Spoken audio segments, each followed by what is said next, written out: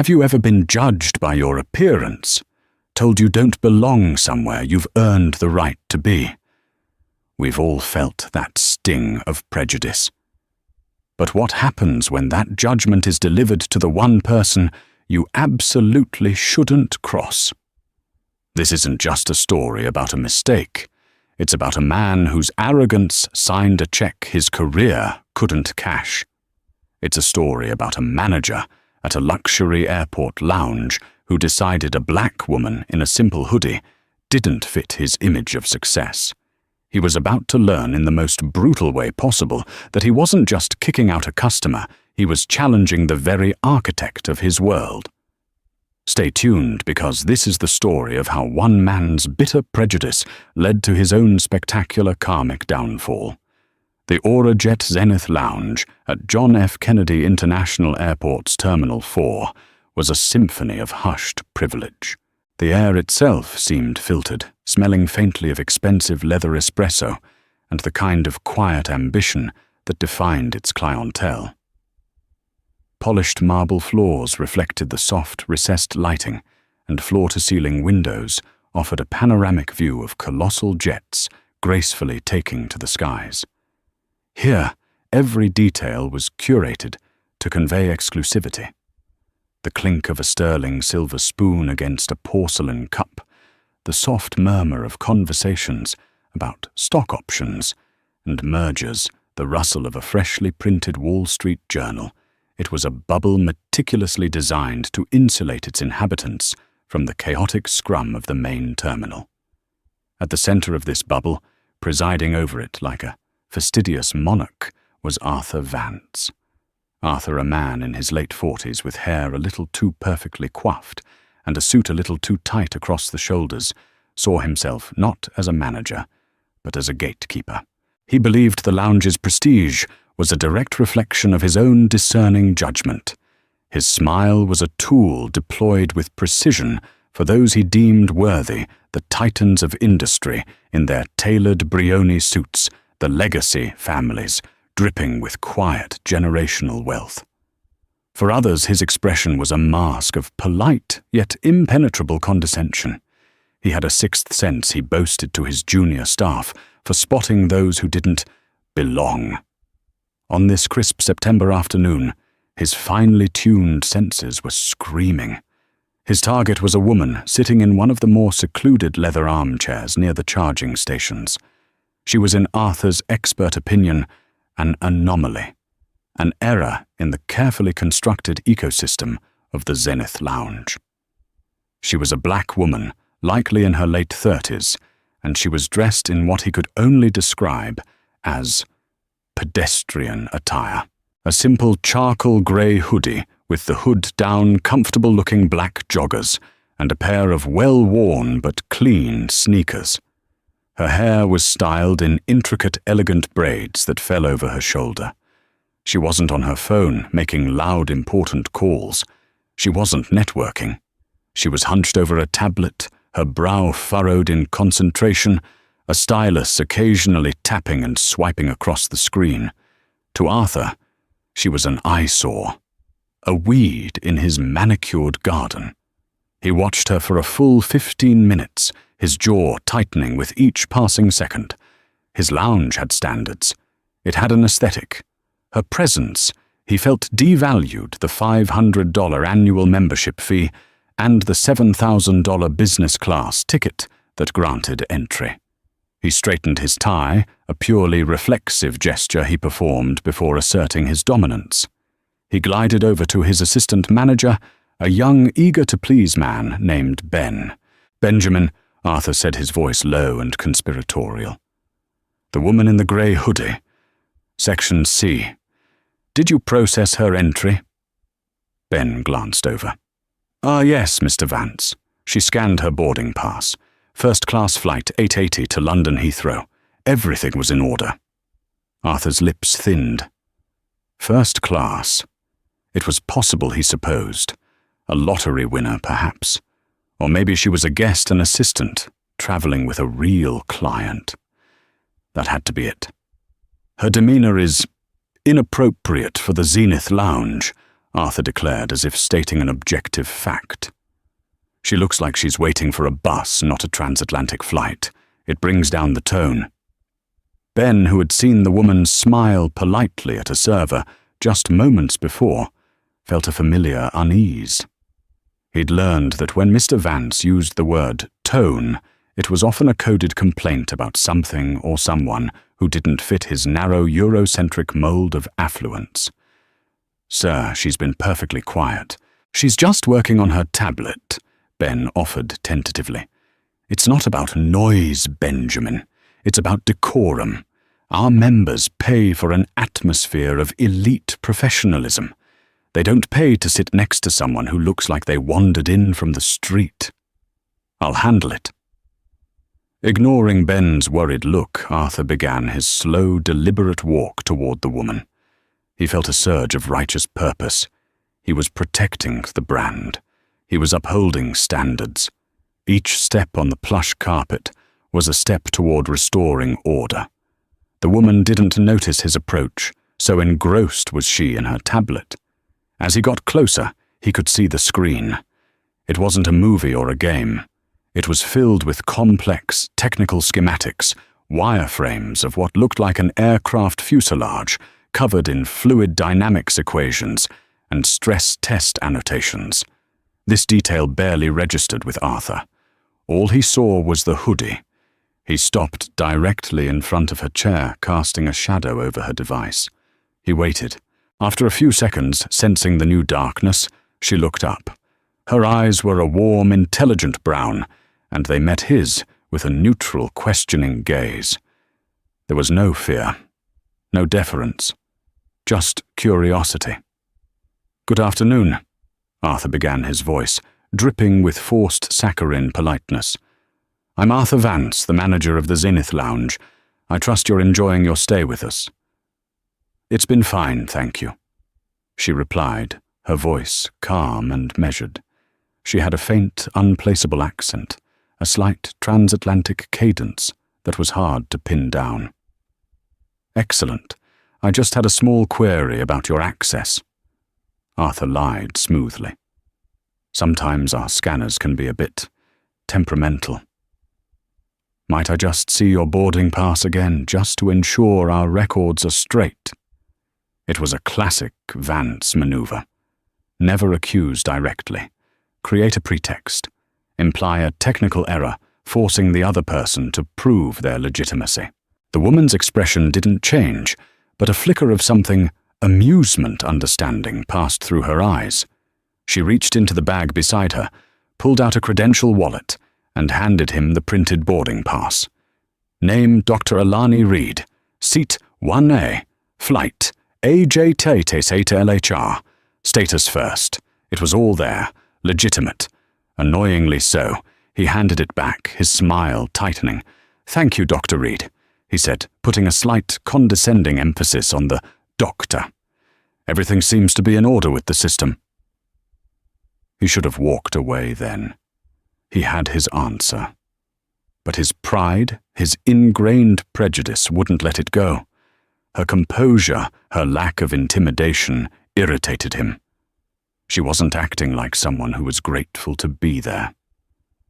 She was acting like she belonged.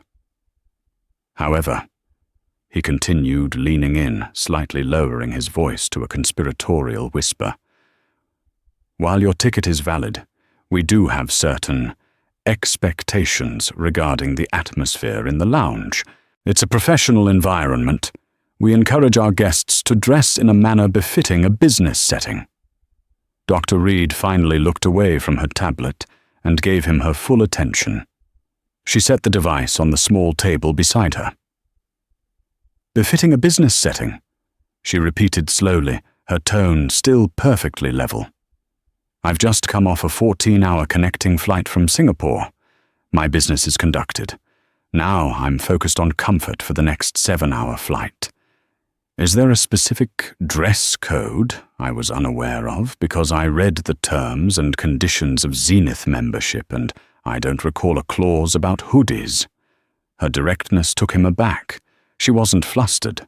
She was quoting terms and conditions at him. This only stoked his fury. She was an interloper, and an arrogant one at that. "It's not a written rule," he hissed, his professional veneer cracking. "It's an unspoken understanding among people of a certain caliber. It's about respect. Respect for the other patrons. Respect for the brand." "The brand," she said, a small, almost imperceptible smile touching her lips. "Tell me, Mr. Vance, what do you think the Aurajet brand is all about?" He was floored. She was questioning him. The guardian of the brand. The brand is about luxury exclusivity, unparalleled service. It's about providing a seamless, elevated experience for the global elite. "It is not," he said, his voice rising in volume, drawing the attention of a few nearby patrons, about being a common waiting room for people who can't be bothered to put on a proper pair of trousers. The dam of his professionalism broke. His prejudice, raw and ugly, flooded out. "Frankly, madam, I don't know how you managed to get a first-class ticket, but your presence here is disruptive. You are lowering the tone of the entire lounge. Several members have expressed their discomfort." It was a blatant lie. No one had said a word. The only person uncomfortable was him. "Doctor." Alani Reed leaned back in her chair, her gaze steady and unwavering. The amusement had vanished, replaced by a cool, analytical calm that was far more intimidating than anger. She looked at him, truly looked at him, as if he were a specimen under a microscope. "So to be clear," she said, her voice dangerously soft, "you are telling me that because of my choice of comfortable travel attire, I, a paying first-class passenger, am no longer welcome in this lounge. I am the manager." He puffed up his chest, swelling with self-importance. "And in my judgment, you are not a good fit for the environment we strive to maintain. So yes, I am asking you to leave." The words hung in the air, thick and rancid. "I am asking you to leave." The hushed symphony of the lounge faltered. A few conversations nearby sputtered into silence. Heads turned. A man in a pinstripe suit lowered his newspaper. A woman paused with a champagne flute halfway to her lips. They were witnessing a breach in the bubble's decorum, and it was being initiated by the staff, not a guest. This was unusual. Dr. Alani Reed remained perfectly still for a long moment, her eyes locked on Arthur Vance. She wasn't shocked or outraged. Her expression was one of profound disappointment, as if she had been running a complex experiment that had just yielded a predictable yet deeply dissatisfying result. "You are asking me to leave," she repeated, not as a question, but as a statement of fact she was committing to memory. "Based on your personal assessment of my clothing. Based on my professional duty to maintain the standards of this establishment," Arthur corrected her, his voice ringing with a tinny self-righteousness. He felt the eyes of the other patrons on him, and interpreted their curiosity as support. He was their champion, purging the sanctuary of an unworthy presence. "And these standards," she continued, her voice still unnervingly calm, "they're entirely subjective, aren't they, Mr. Vance? Enforced at your discretion. If I were a 20-year-old tech billionaire in a similar hoodie, a Mark Zuckerberg type, would you be asking me to leave? Or would you be asking if you could get him a drink?" The question was a scalpel, and it sliced right to the heart of the matter. Arthur flushed a deep, blotchy red. "That is an entirely different situation, and frankly an insulting accusation." "Is it?" Alani asked, raising a single eyebrow. "Please enlighten me. What is the difference? He was in over his head." He had expected her to be embarrassed to scurry away with a mumbled apology.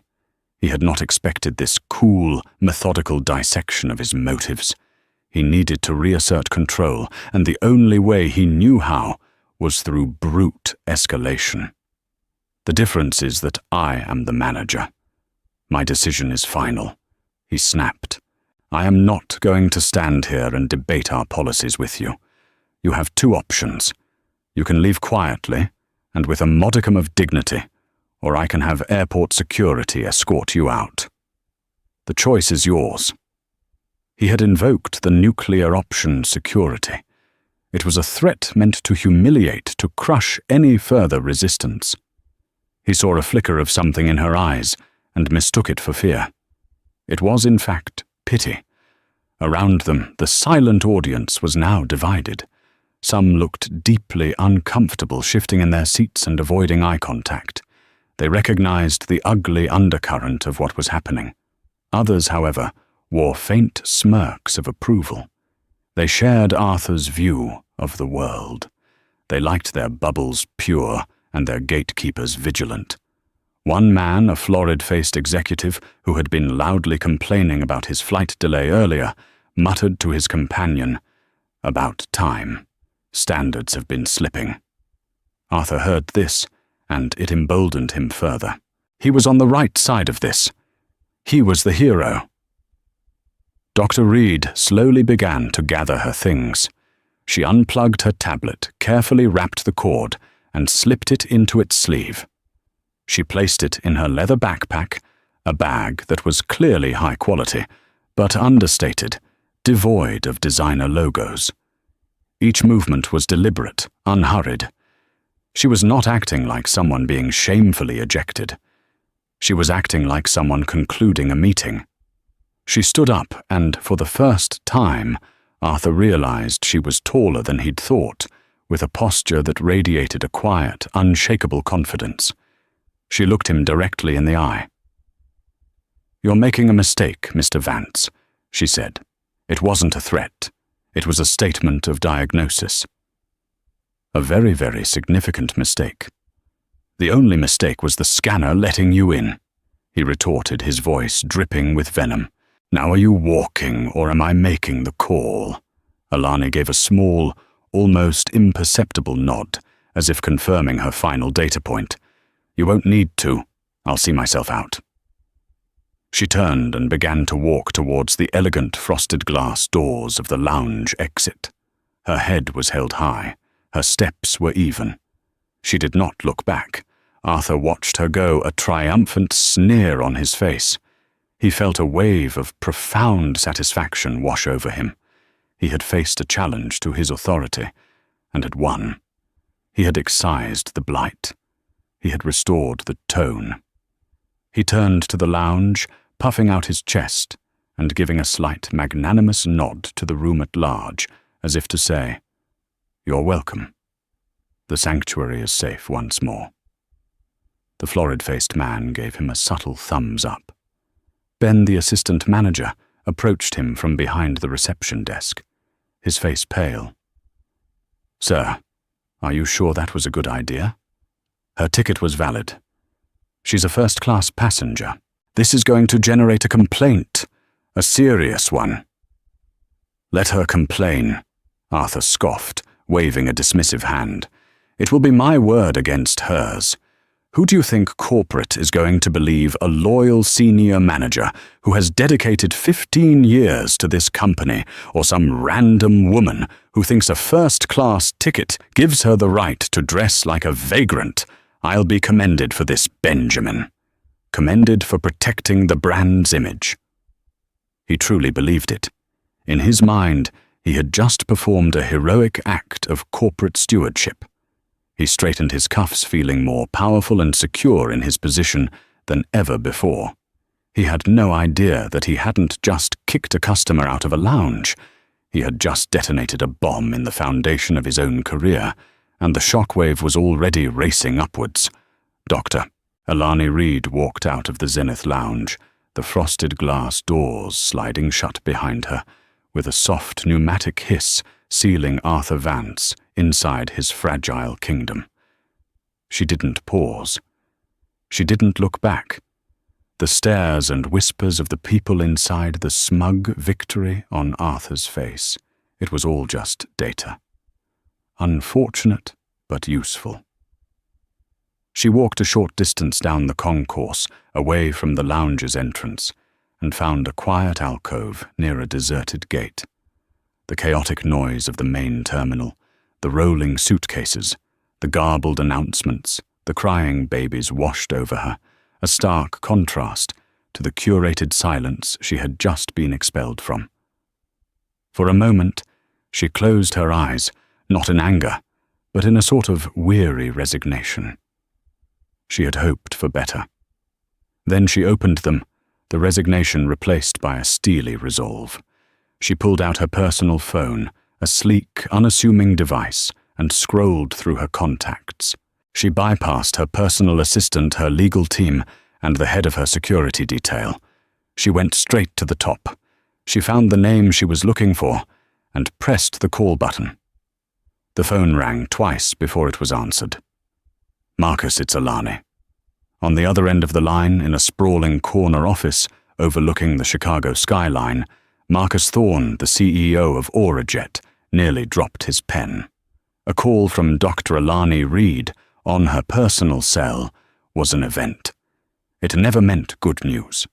Dr. Reed wasn't just a shareholder, she was the shareholder. She was the founder and majority owner of Stellara Global Aviation, the massive parent corporation that owned Aurajet, a fleet of cargo carriers, and a cutting-edge aerospace engineering firm. Airline Reed was an aerospace engineer by trade, a certified genius who had designed the revolutionary composite materials that made Aurajet's new fleet 20% more fuel efficient than any of its competitors. She had built her empire not through inheritance, but through sheer unadulterated brilliance and relentless hard work. She was notoriously private, eschewing the limelight of most billionaires, preferring the clean, logical world of blueprints and wind tunnels to boardrooms and press conferences. But when she spoke, the entire multi-billion-dollar enterprise listened. "Airline, to what do I owe the pleasure?" Marcus said, his voice instantly shifting from relaxed to ramrod-straight attention. He motioned for his executive assistant to hold all his calls. "I thought you were en route to the London conference." "I am," she replied, her voice calm, yet carrying a weight that made the hairs on Marcus's arm stand up. "Or at least I'm trying to be. I'm currently at JFK Terminal 4. In the Zenith Lounge, I hope did the staff greet you properly. I sent a memo about your travel schedule," he said, already starting to sweat. There was a pause on the line. It lasted only 3 seconds, but to Marcus, it felt like an eternity. "That's actually why I'm calling Marcus," she said, her tone devoid of emotion, which was somehow more terrifying than if she had been screaming. "I was in the Zenith Lounge, was being the operative word. I've just been removed."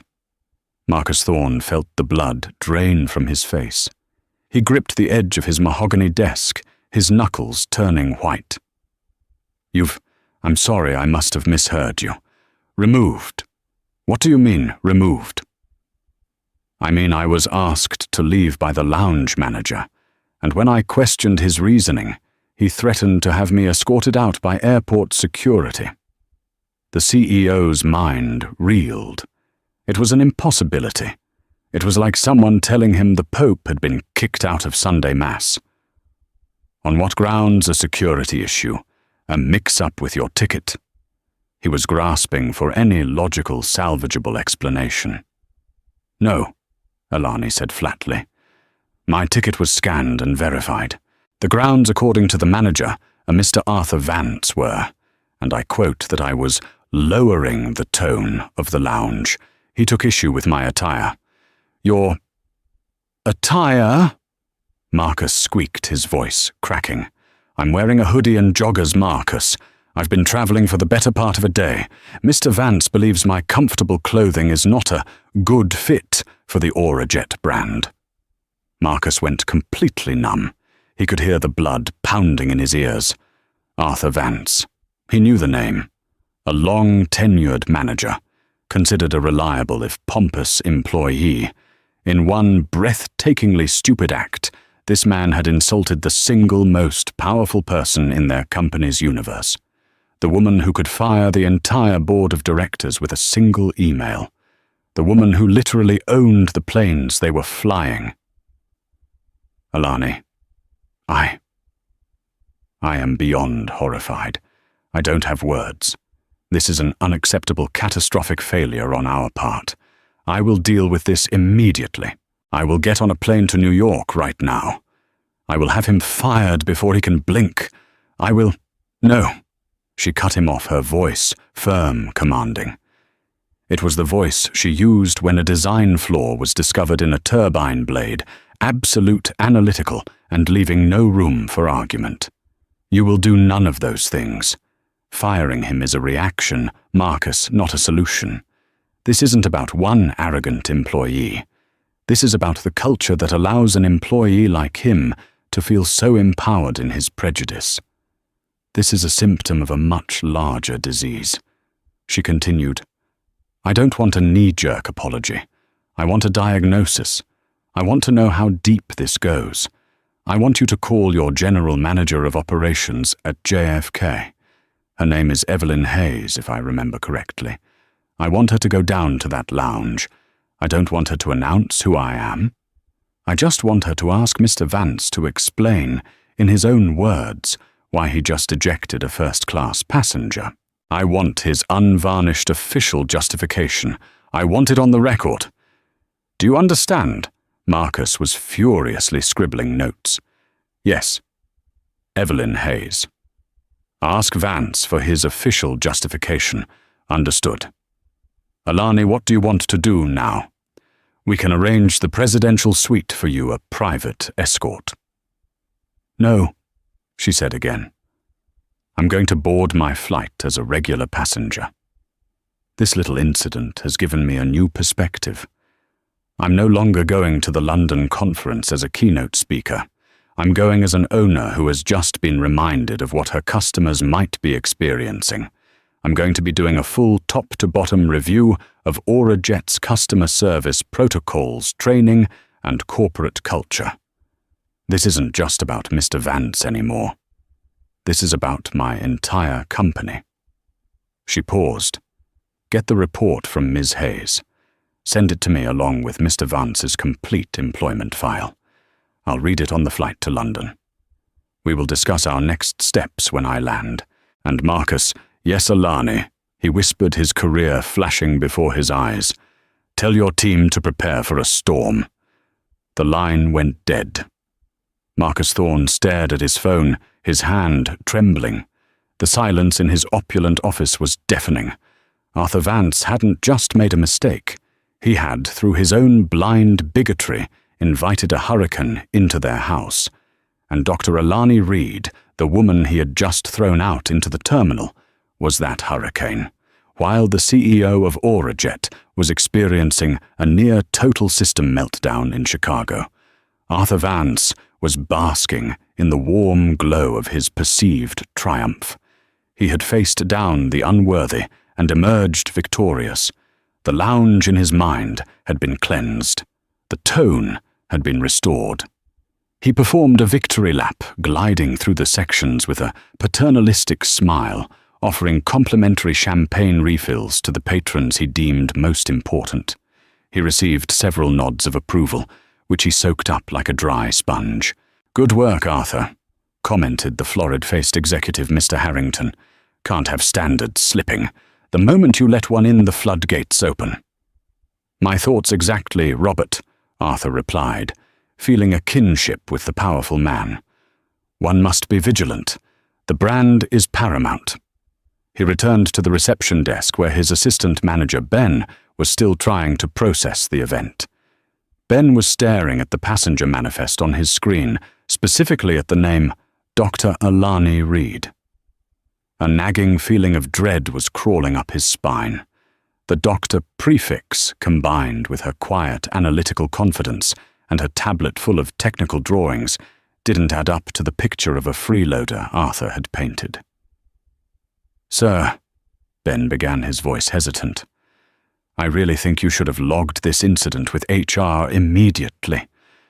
Documenting your side of it before she files her complaint might be—" "Nonsense, Benjamin," Arthur interrupted with a condescending chuckle. "It's already documented." He tapped a temple. "Up here. I am the senior manager. My report will be the definitive account, and my account is simple. A passenger was causing a disruption and refused to comply with lounge etiquette. End of story. Stop worrying. Go and make sure the canapes are being replenished." Defeated, Ben retreated to the service area, but the sense of impending doom lingered. Meanwhile, 40 floors above the chaos of Queens, Evelyn Hayes Aurajet's general manager of JFK operations was staring at her phone. Her direct line from the CEO's office had just lit up, and Marcus Thorne's voice on the other end had been tight with a level of panic she had never heard before. His instructions had been bizarrely specific and alarmingly urgent. Go to the Zenith Lounge, find Arthur Vance, get his official on-the-record reason for ejecting a female passenger from Flight 880 within the last hour. Do not, under any circumstances, reveal the passenger's identity or mention that this directive was coming from the CEO. She was to act as if it were a routine managerial inquiry. Evelyn was a sharp, no-nonsense professional in her 50s who had worked her way up from the baggage claim pits. She knew the smell of corporate crisis, and this reeked of it. A CEO personally intervening in a lounge dispute over a dress code was not routine. It was a 5-alarm fire. Someone had messed up, and they had messed up on an epic scale. She grabbed her blazer and strode out of her office. "Cancel my next 2 meetings," she told her assistant. "Something's on fire at the T4 lounge." As she took the express elevator down, her mind raced. Who could this passenger be? A politician's wife, a major journalist, a celebrity who valued their privacy. The level of panic from Marcus Thorne suggested someone with immense influence. Her stomach tightened. She knew Arthur Vance well. He was competent at logistics, but was also a notorious snob, a man who judged people by their watch and their shoes. She had a sinking feeling she knew exactly what kind of disruption this was about. When she arrived at the Zenith Lounge, she was greeted by Ben, whose anxious face confirmed her suspicions. "Ms. Hayes," he said, his voice a little shaky. "This is an unexpected visit." "Ben, where is Mr. Vance?" she asked, her tone clipped and all business. "In his office, ma'am. Get him." A moment later, Arthur emerged, a look of mild irritation on his face at being summoned by a subordinate. When he saw Evelyn, his expression shifted to one of professional courtesy, though he was clearly puzzled by her presence. "Evelyn, what brings you down from the ivory tower?" he asked with a slick smile. "Come to inspect the new caviar selection." "Not today, Arthur," she said, cutting through his schmoozing. "My office." "Now." His smile faltered. Her tone was icy.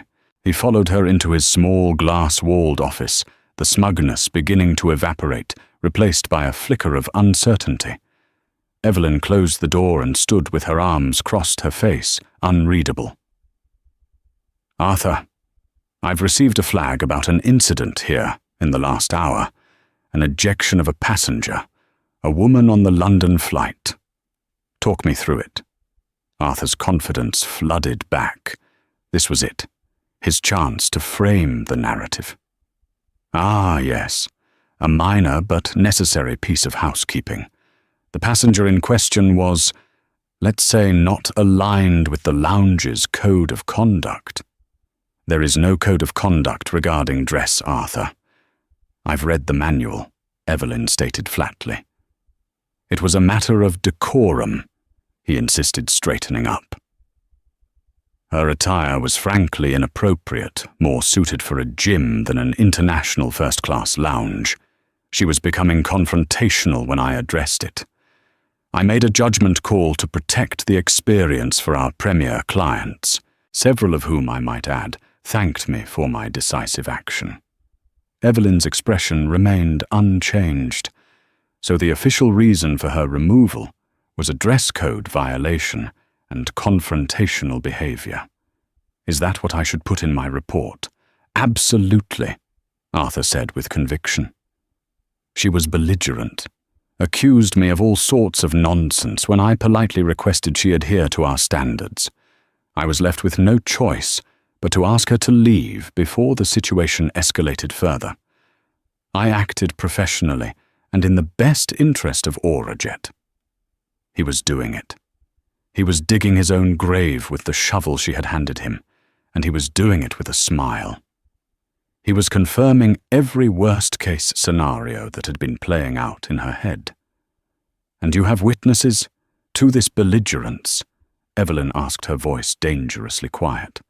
"The entire lounge," he declared, gesturing grandly towards the main room. "And my assistant manager Benjamin can attest to the entire exchange." Evelyn stared at him for a long, silent moment. She had given him every opportunity to backtrack, to show a sliver of doubt, to perhaps admit he might have been hasty. Instead, he had doubled down, embellishing his story with lies about belligerence and a phantom chorus of supportive members. "Okay, Arthur," she said softly, her voice carrying a note of finality that he completely missed. "Thank you for the clarification. That's all I need for now." She turned and left the office. Arthur leaned back in his chair, feeling vindicated. He had given his report to senior management, and it had been accepted without question. He had been professional, firm, and decisive. He was the model manager. He pictured the commendation that would surely find its way into his file. He was so caught up in his self-congratulation that he didn't notice the look of sheer terror on Ben's face as Evelyn Hayes walked past the reception desk, her face grim as stone, already dialing the CEO's number on her phone. The call to Marcus Thorne was brief. Evelyn Hayes relayed Arthur's official statement, using his exact words: inappropriate attire, confrontational, belligerent, protecting the experience. She could hear Marcus's sharp intake of breath over the phone, followed by a heavy, defeated sigh. "He lied," Marcus said, his voice hollow. "He lied to a corporate officer during an official inquiry." "He's confident, Marcus. He thinks he's getting a medal," Evelyn replied grimly. "All right, Evelyn. The kid gloves are off," the CEO commanded. His voice had changed. The panic was gone, replaced by the cold fury of a man whose billion-dollar company had just been jeopardized by the petty prejudices of a middle manager. "Dr. Reed's flight has just pushed back from the gate. She's in the air and unreachable for the next 7 hours. That gives us a window. I want him suspended effective immediately. I want his access cards, keys, and company devices confiscated. I want him off the premises within the hour. No scene. Just a quiet surgical removal. I am authorizing a full, formal investigation into his conduct, and I want you to lead it." "Understood," Evelyn said. "And Evelyn," Marcus added, his voice dropping to a near whisper, "when you suspend him, I want you to tell him exactly why. I want him to know the name of the woman he kicked out. I want him to sit with that knowledge on his long, lonely ride home." "With pleasure," she replied, and ended the call. Evelyn took a deep breath, steeling herself. This was the part of the job she hated, but it was necessary. An infection had been exposed, and it needed to be cauterized. She walked back towards the reception desk. "Ben," she said, her voice firm but not unkind. "I need you to call airport security and have 2 officers meet me at the lounge entrance in 10 minutes. Tell them it's for a non-violent employee escort." Ben's face went ashen. "Yes, ma'am," he stammered, his fingers fumbling as he picked up the phone. He knew what was coming. Evelyn walked back to Arthur's office and entered without knocking. He looked up from his computer, a flicker of annoyance in his eyes. "Evelyn back so soon," he said, with a strained joviality. "Forget to ask about the vintage of the Bordeaux." "Close the door, Arthur," she commanded. The last of his bravado evaporated. He slowly got up and shut the glass door, the quiet click echoing in the suddenly tense room. "I have just gotten off the phone with the CEO, Marcus Thorne." Evelyn began watching his face carefully. Arthur's eyes widened slightly. "The CEO about my little incident. I told you it was nothing to worry about. I assume he's pleased with my proactive management style." Evelyn allowed herself a small, mirthless smile. "Let me be very clear, Arthur. Marcus Thorne is not pleased. In my 10 years as general manager here, I have never ever heard him this angry.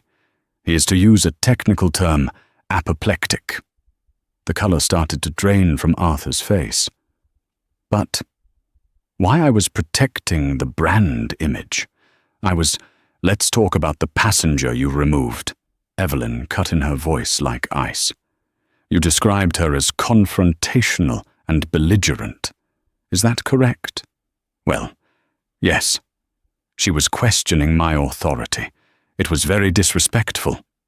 He stammered, his confidence now completely shattered. "That's interesting. Because the passenger in question is known for being one of the calmest, most analytical people on the planet. Belligerence isn't really in her nature." "You know her?"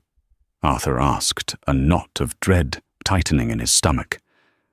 "Oh, yes," Evelyn said, leaning forward slightly. "We all know her.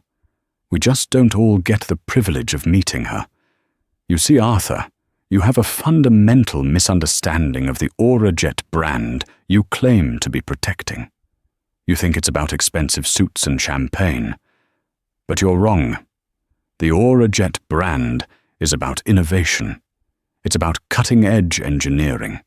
It's about the revolutionary carbon composite fuselage and the hyper-efficient engine design that is saving this company $40 million a year in fuel costs.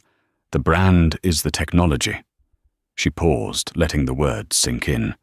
Arthur was pale, sweating now, confusion warring with terror on his face. "The woman you kicked out," Evelyn continued, delivering the final devastating blow, "was Dr. Alani Reed." Arthur stared at her blankly. The name meant nothing to him. "Who?" Evelyn sighed. The ignorance was almost as damning as the prejudice. "Dr. Alani Reed, the aerospace engineer who designed that technology. The founder and majority shareholder of Stellara Global Aviation, the parent company that owns this airline. She doesn't just have a first-class ticket, Arthur. She owns the plane it's printed on. She owns the lounge you're standing in. She owns the desk you're clutching. She owns your job. Or at least, she did." The world seemed to tilt under Arthur Vance's feet. The blood rushed from his head, and for a second he thought he was going to faint. He grabbed the back of his chair for support, his mouth opening and closing silently like a fish out of water. Dr. Alani Reed. The name was now seared into his brain. The woman in the hoodie. The quiet, calm woman he had belittled, threatened, and ejected. The owner. The owner. His mind frantically replayed the entire encounter, but this time through a lens of pure, unadulterated horror. Her calm amusement, her precise questions about the brand, her final prophetic words. "You're making a mistake, Mr. Vance.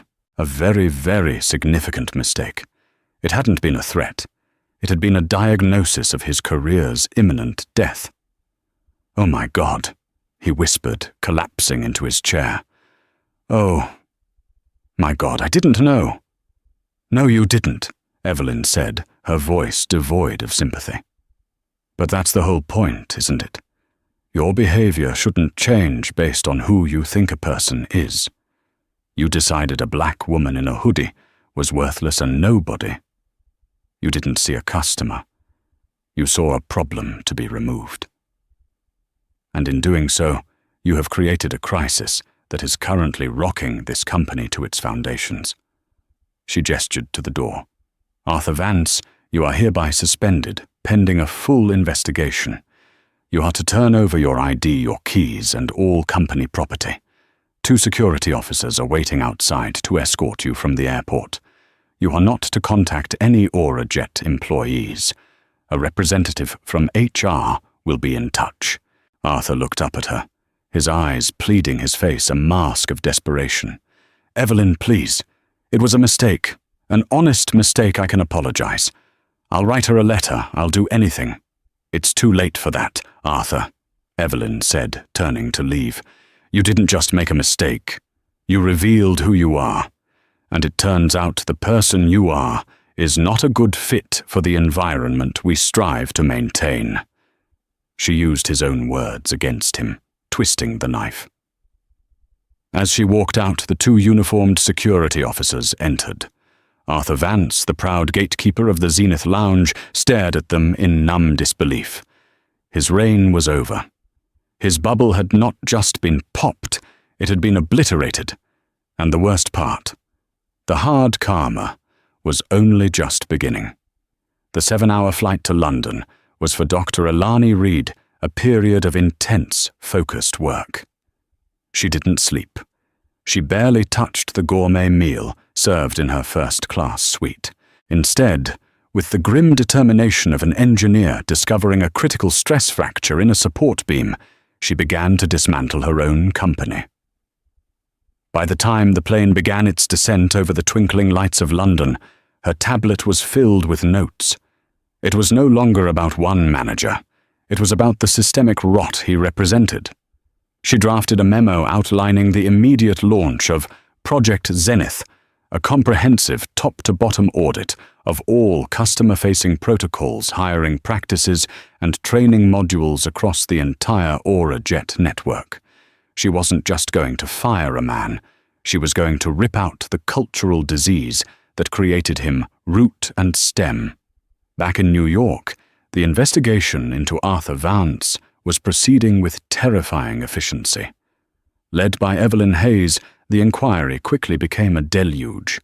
Once news of his suspension spread, and the reason for it leaked, as such things always do, a floodgate of suppressed complaints opened.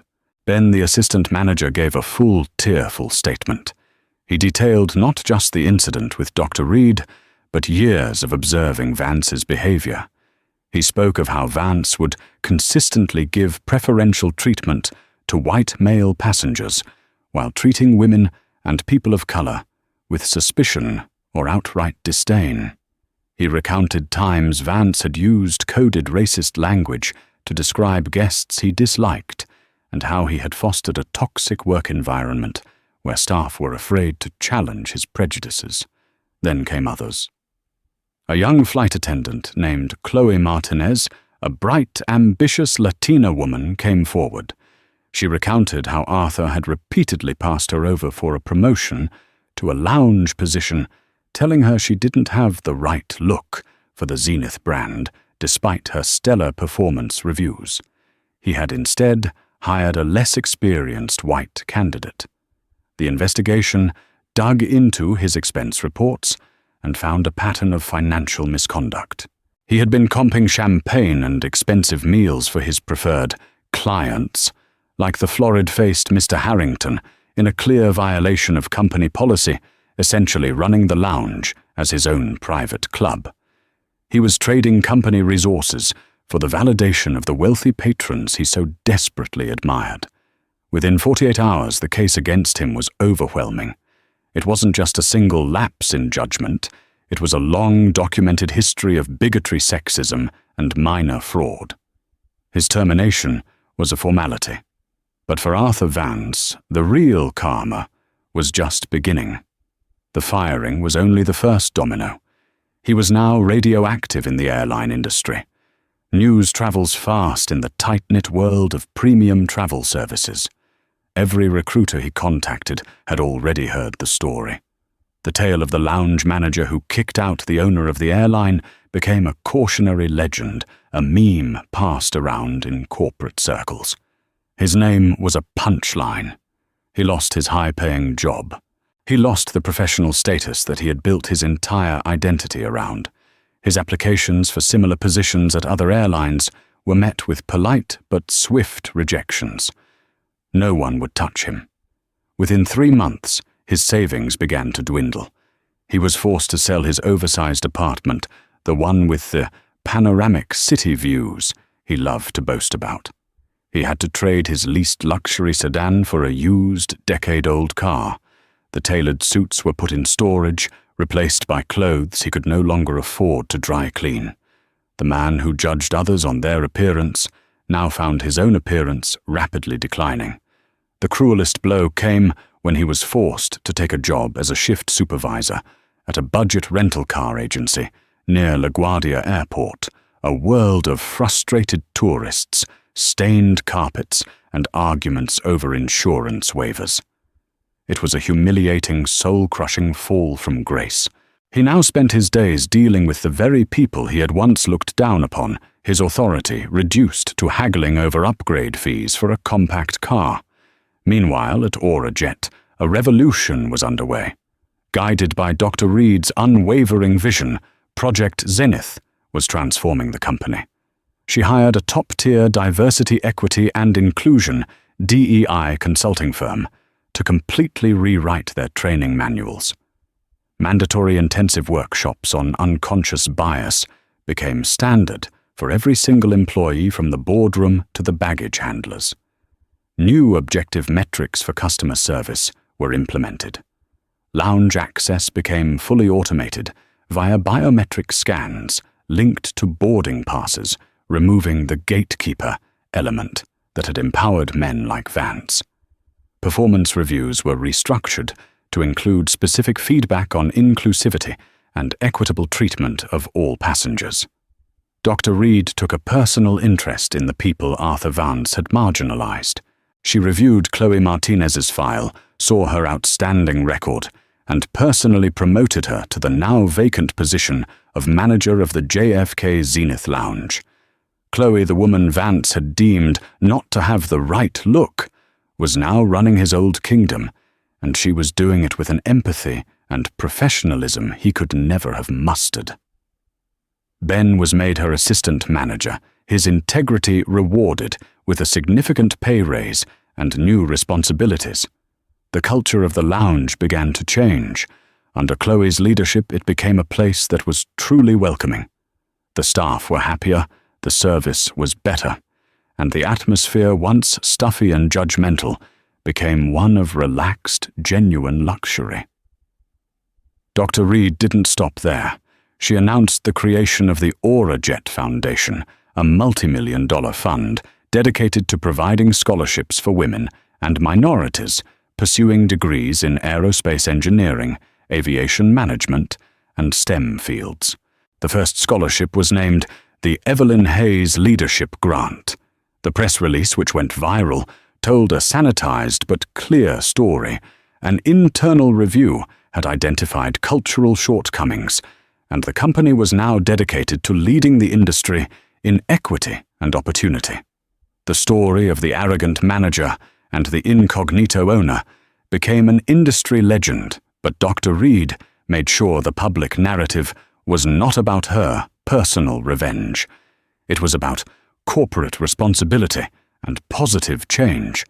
AuraJet's brand, once tarnished by the incident, emerged stronger than ever, a company that wasn't afraid to admit its flaws and work tirelessly to fix them.